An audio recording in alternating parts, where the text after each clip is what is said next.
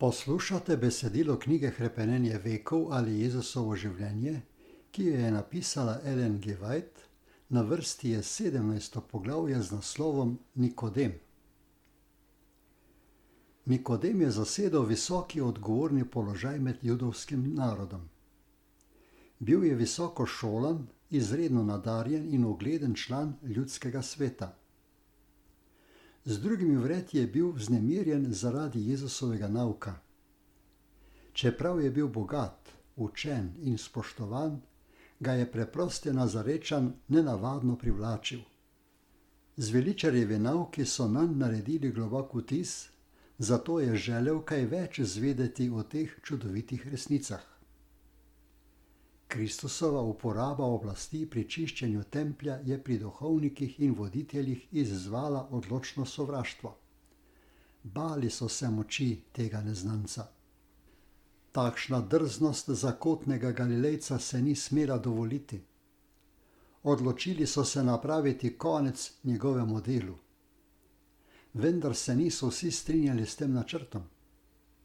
Nekateri so se bali nasprotovati komu, ki ga je tako očitno vodil Božji duh. Spomnili so se, da so bili preroki ubiti zato, ker so grajali grehe izraelskih voditeljev.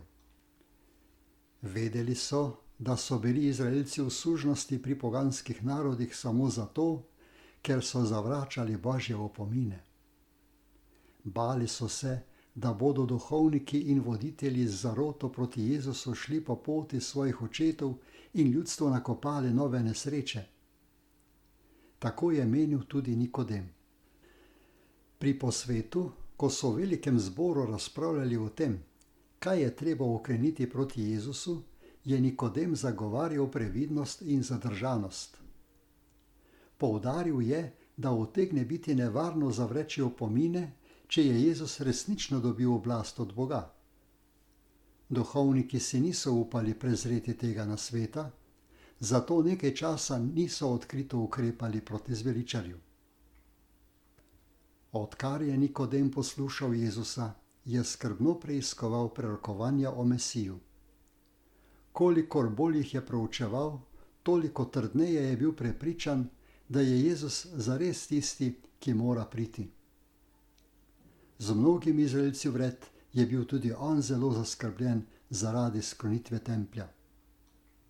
Bil je priča dogodku, ko je Jezus iz tempeljskega dvorišča izgnal kupce in prodajalce.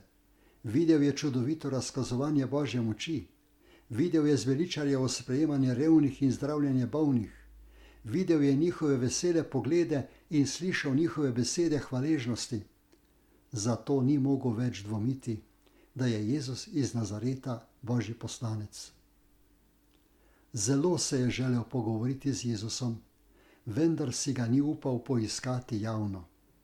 Za judovskega voditelja je bilo ponižanje izkazati naklonjenost učitelju, ki je bil tako malo znan. Če bo veliki zbor zvedel za ta obisk, si bo nakopal njegovo zasmehovanje in grajo. Odločil se je za tajni pogovor in to opravičeval s tem, da se utegnejo še drugi ravnati po njegovem zgledu, če bi to naredil javno.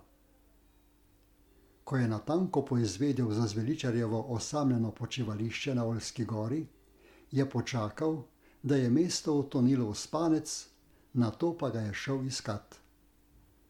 V Kristusovi navzočnosti je Nikodem čutil neki čuden strah, ki ga je hotel prikriti s hladnokrvno in dostojanstveno držo. Rabi, je rekel, vemo, da si prišel od Boga kot učitelj. Kajti nihče ne more delati teh znamen, ki jih ti delaš, če ni Bog z njim. Govoril je o Kristusovi izredni nadarjenosti kot učitelja in njegovi neverjetni moči, s katero dela čudeže, ter upal, da bo tako tlakoval pot za svoj pogovor. S temi besedami je hotel pokazati in zbuditi zaupanje, dejansko pa je z njimi izrazil nevero. Jezusa ni priznal za Mesija, temveč zgolj za od Boga poslanega učitelja. Jezus pa je, namesto da bi sprejel ta pozdrav, uprl oči v sogovornika, kakor da bi bral samo njegovo dušo. V brezmejni modrosti je pred seboj videl iskalca resnice. Vedel je, čemu ga je Nikodem obiskal. Zato je želel utrditi prepričanje, ki je že našlo prostor v poslušalčevih mislih in prešel naravnost k bistvu ter mu slovesno, vendar ljubeznivo dejal: Resnično, resnično ti pravim, če se kdo ne rodi na novo, ne more videti Božjega kraljestva. Nikodem je prišel Gospodu razpravljati, Jezus pa mu je razkril temeljna načela resnice. Dejal mu je: Nikodem, ne potrebuješ obilo teoretičnega znanja, temveč duhovno prenovo. Ni ti treba potešiti radovednosti, temveč moraš imeti novo srce. Preden boš zmožen presojati nebeške reči, moraš prijeti novo življenje od zgoraj. Dokler ne boš doživel te spremembe, ki dela vse novo, zaman karkoli razpravljava o moji oblasti ali mojem poslanstvu. Nikodem je poslušal Janeza Krstnika, ko je pridigal o spokorjenju in spreobrnjenju ter kazal ljudem na tistega, ki jih bo krstil s Svetim Duhom. Tudi sam je menil, da Judom primanjkuje duhovnosti in jih pretežno vodita pobožnjaštvo in častihlepnost. Upal je, da se bodo razmere zboljšale z Mesijevim prihodom. Vendar ga sporočilo Janeza Krstnika, ki je ljudi spodbujalo k preiskovanju srca, ni prepričalo o njegovi grešnosti. Bil je strogi farizej in se ponašal s svojimi dobrimi deli. Daleč naokrog so ga spoštovali zaradi njegove radodarnosti in velikodušnega podpiranja tempeljske službe, zato je bil prepričan, da si je pridobil Božjo naklonjenost.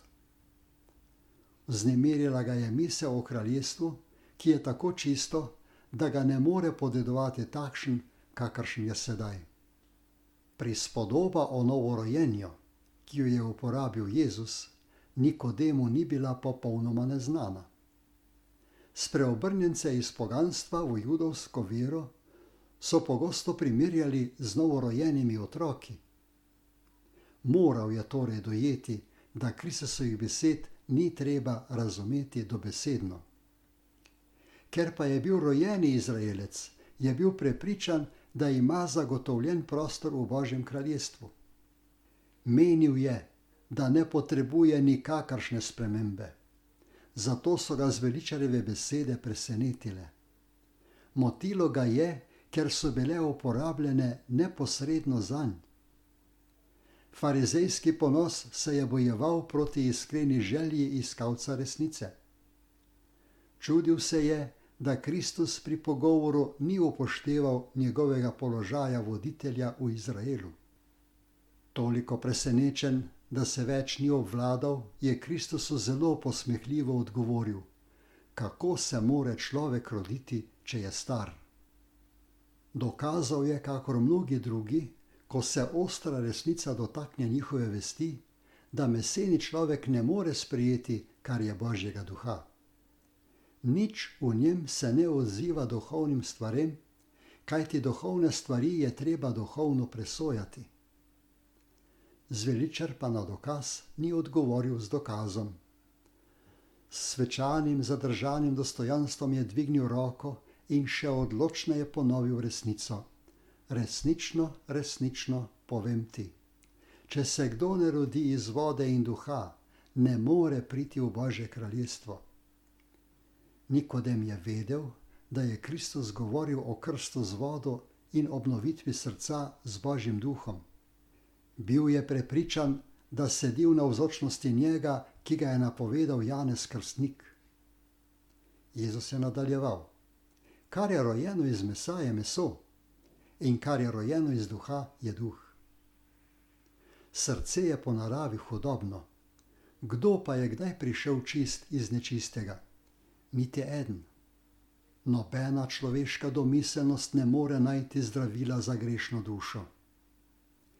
Zato, ker je meseno mišljenje sovraštvo do Boga, ker se Božje postave ne pokorava, saj se tudi ne more. Iz srca namreč prihajajo hudobne misli, umori, prešuštva, nečistovanja, tatvine, kriva pričevanja, kletve. Izvir srca mora biti očiščen, da bi lahko potok postal čist. Kdor poskuša pridobiti nebesa s svojimi deli, izpolnjujoč postavo, poskuša nemogoče. Ni gotovosti za nikogar, ki ima zgolj vero, ki sloni na izpolnjevanju predpisov, podobo pobožnosti. Krščansko življenje ni spreminjanje ali popravljanje starega življenja, temveč sprememba narave. Človek mora umreti samemu sebi in grehu ter začeti popolnoma novo življenje. Ta sprememba se doseže samo z odločnim delovanjem Svetega Duha. Nikodem je bil še vedno zmeden, zato je Jezus uporabil prispodobo vetra, da bi ponazoril svojo misel. Veter veje, koder hoče, njegov glas slišiš, pa ne veš, od kod prihaja in kam gre. Tako je z vsakim, ki je rojen iz duha. Veter slišimo v drevesnih vejah, ker povzroča šelestenje listja in cvetja. Vendar je neviden in nihče ne ve, od kod prihaja in kam gre. Tako tudi Sveti Duh deluje na srce. Njegovega delovanja ne moremo razložiti bolje, kakor z gibanjem vetra. Morda kdo ne more natančno opisati časa in kraja in vseh danosti v poteku spreobrnjenja, vendar to ni dokaz, da ni spreobrnjen. S sredstvi nevidnimi kakor veter, Kristus stalno deluje na srce.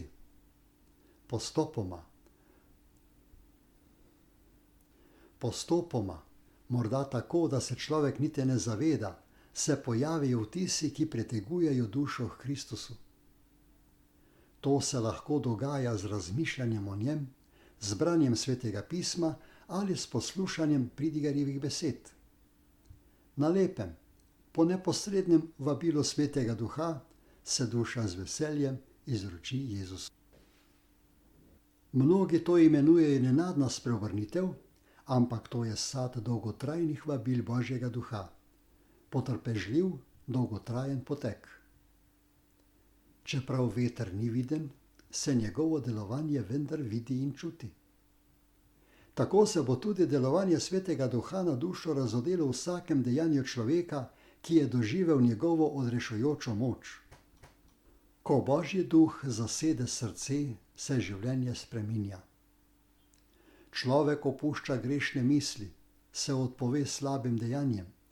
Ljubezen, ponižnost in mir zasedejo prostor jeze, zavisti in prepirov. Veselje pride na mesto žalosti, obraz pa odseva nebeško luč. Nihče ne opazi roke, ki je odvzela breme, kakor ne more videti niti svetlobe, ki prihaja iz nebeških dvorov. Blagoslov se izliva, ko se človek z vero izroči Bogu. Tedaj moč, ki je človeško oko ne more videti, ustvarja novega človeka po Božji podobi. Omejen ne more dojeti dela odrešitve. Njegova skrivnost presega človeško spoznanje, vendar ta, ki preide iz smrti v življenje, ve, da je to božanska resničnost. Začetek odrešitve lahko tukaj spoznamo iz svojih izkušenj, njeni sadovi pa segajo v večnost. Medtem ko je Jezus govoril, je nekaj žarkov resnice prodrlo v voditeljev Vpliv Svetega Duha, ki mehča in podreja, je prepričal njegovo srce. Vendar ni popolnoma razumel zveličarjevih besed. Bolj ga je zanimal način novorojenja, kakor pa potreba po njem. Kako se more to zgoditi, je vprašajoče dejal. Ti si učitelj v Izraelu in tega ne veš, je vprašal Jezus. Človek, ki mu je bila zaupana dolžnost poučevati ljudstvo v veri, gotovo ne bi smel biti nevednež o tako pomembnih resnicah.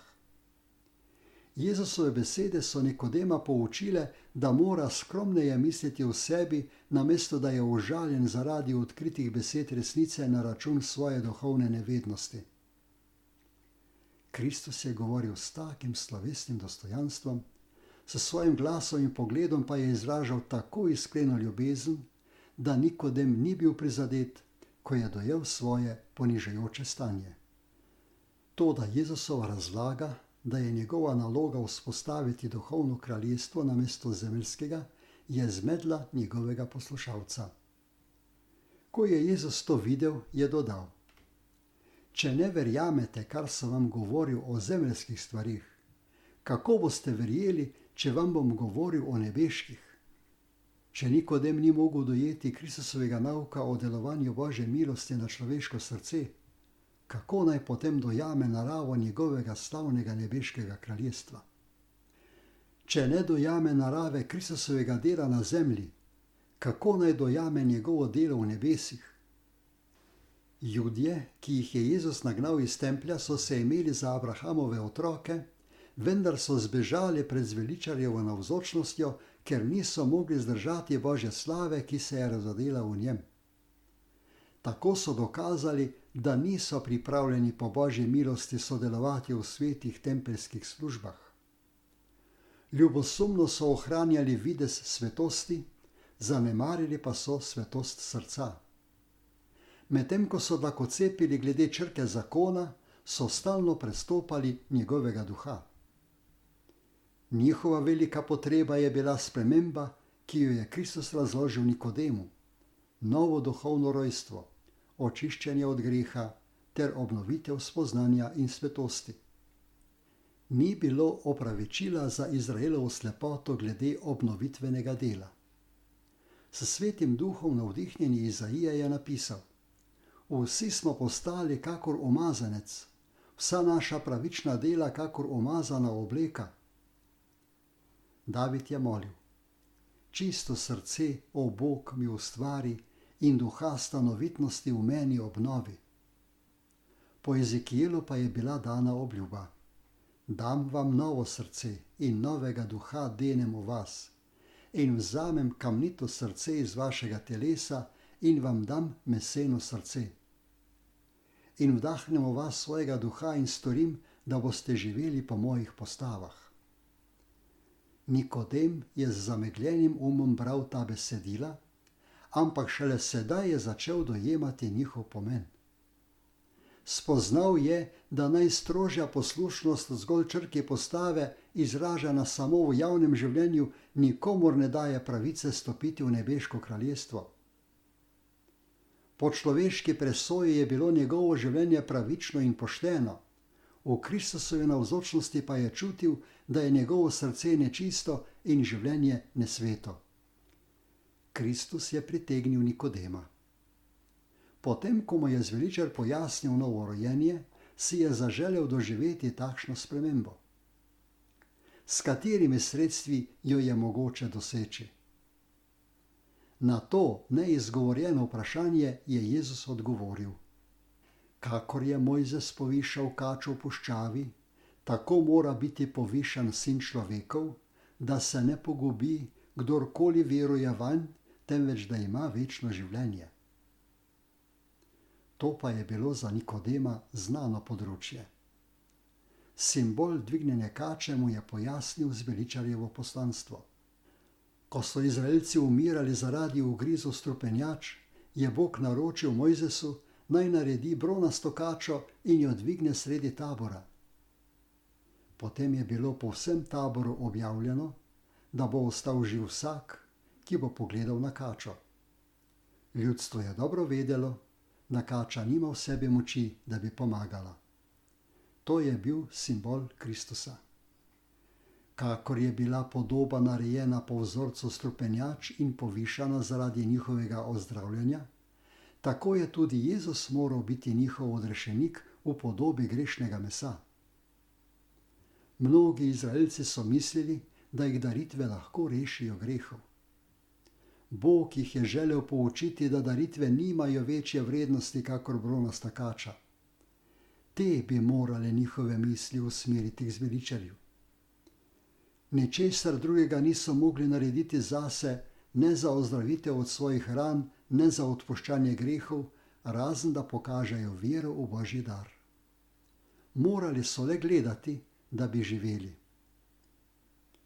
od kač pičeni so lahko odlašali dvigniti pogled. Lahko so spraševali o učinkovitosti bronastega simbola kače, lahko so zahtevali znanstveno razlago. Toda nobeno pojasnilo ni bilo dano. Morali so sprejeti Božjo besedo, ki jim jo je dal po Mojzesu. Če niso hoteli pogledati, so umrli. Prerekanje in razprave ne razsvetlijo človeka. Moramo gledati in živeti. Nikodem je z vero sprejel ta nauk in se ga oklenil. Začel je na nov način preiskovati pisma, ne zaradi teoretičnih razprav, temveč da bi dobil življenje za svojo dušo. Ko se je podredil vodstvu Svetega Duha, je začel dojemati nebeško kraljestvo. Danes tisoči potrebujejo spoznanje iste resnice, ki se je Nikodem naučil iz povzdignjene kače. Zanašajo se na svojo poslušnost Božjemu zakonu, da bi jim to zagotovilo njegovo naklonjenost. Ko pa so povabljeni, naj pogledajo v Jezusa in verujejo, da jih rešuje po milosti, vzklikajo: kako se more to zgoditi? Kakor je bil Nikodem, moramo biti tudi mi pripravljeni stopiti v življenje enako kakor največji grešniki. Poleg Kristusa ni pod nebom ljudem danega drugega imena, po katerem bi se mi mogli zveličati. Božjo milost sprejemamo z vero, ampak vera ni naš zveličar. Ne prinaša nikakršnih zaslug.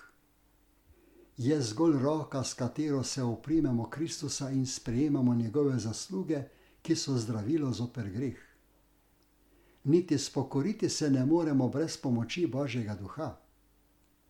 Sveto pismo pravi za Kristusa: tega je Bog s svojo desnico povišal za kneza in zveličarja, da dodeli Izraelu spokorjenje in odpuščanje grehov. Spokorjenje prihaja od Kristusa prav tako naravno, kakor odpuščanje. Kako se torej lahko zveličamo? Kakor je Mojzes povzdignil kačo v puščavi, tako mora biti povzdignjen Sin človekov, da lahko pogleda vanj in živi vsak, ki ga je prevarala ali pičila kača. Glejte, Božje jagnje, ki odvzema greh sveta. Luč, ki sveti s križa, razodeva Božjo ljubezen. Njegova ljubezen nas privlači k njemu. Če se ji ne upiramo, nas bo privedla k križevemu podnožju v spokorjenju za grehe, ki so križali zveličarja. Tedaj Božji duh po veri ustvarja v človeku novo življenje. Misli in želje postanejo poslušne Kristusovi volji. Srce in sta na novo ustvarjena po podobi njega, ki deluje v nas, da bi si vse podvrgel. Božji zakon se vpisuje v naše misli in srce, da lahko skupaj s Kristusom rečemo: veselje mi je delati tvojo voljo, moj Bog, in tvoja postava je v mojem srcu. Jezus je v pogovoru z Nikodemom razkril načrt zveličanja in svoje poslanstvo za svet. O nobenem poznejšem pogovoru Jezus ni tako dovršeno postopoma opisal dela, katero se mora opraviti v srcih ljudi, ki bodo podedovali nebeško kraljestvo. Na samem začetku službe je s to resnico seznanil člana velikega zbora in učitelja ljudstva, čigar je bil dovzeten. Izraelski voditelji niso pozdravili luči, zato je Nikodem skril resnico v svoje srce in v 3 letih ni bilo videti očitnega sadu. Jezus je vedel, v kakšno zemljo je posejal seme. Besede, izgovorjene po noči enemu samemu poslušalcu na samotnem griču, niso bile izgubljene.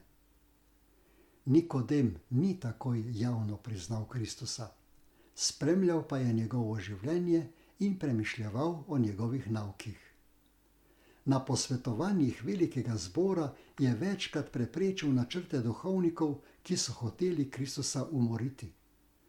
Ko pa je bil na koncu Jezus dvignjen na križ, se je Nikodem spomnil nauka z Olske gore. Kakor je Mojzes povišal kačo v puščavi, tako mora biti povišan Sin človekov, da se ne pogubi kdorkoli veruje vanj, temveč da ima večno življenje. Luč tega tajnega pogovora je osvetlila Golgotski križ in Nikodem je videl v Jezusu odrešenika sveta. Po Gospodovem nebohodu so se učenci razkropili zaradi preganjanja, toda Nikodem je pogumno stopil naprej. S svojim bogastvom je vzdrževal cerkev v povojih, za katero so ljudje mislili, da bo izginila ob Kristusovi smrti. On, ki je bil tako previden in omahljiv, se je v dnevih nevarnosti izkazal trden kakor skala, spodbujal je vero učencev in zagotovil sredstva za širjenje evangelija. Tisti, ki so ga nekoč spoštovali, so ga sedaj zasmehovali in preganjali. Obobožal je v pozemskih dobrinah, vendar je kazal neomajno vero, ki je vzklila med nočnim pogovorom z Jezusom. Nikodem je Janezu povedal vsebino tega nočnega pogovora, Janez pa ga je zapisal v pouk milijonom. Resnice, ki izhajajo iz njega, so danes enako pomembne, kakor so bile v tisti slovesni noči na hribu, zavitem v temo, ko je judovski učitelj prišel od ponižnega učitelja iz Galileje zvedet za pot življenja.